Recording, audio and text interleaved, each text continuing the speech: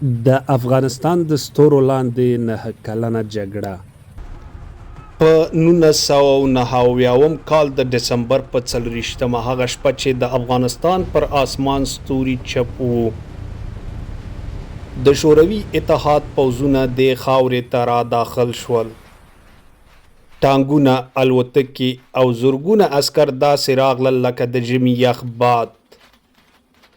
چې د خلکو پر ژوند یې تور سیوری واچاوه هغه شپه د یوه اوږده درد پیل و کلونه تیریدل ستوري به هره شپه پر آسمان راختل خو د ځمکې پر مخ اور بل و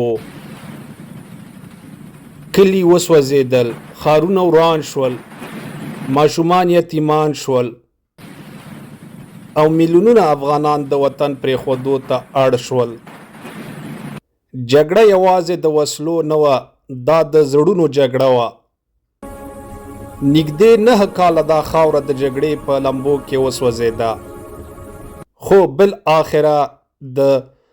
1989 کال د فبرورۍ په 15مه هغه ورځ راورسېده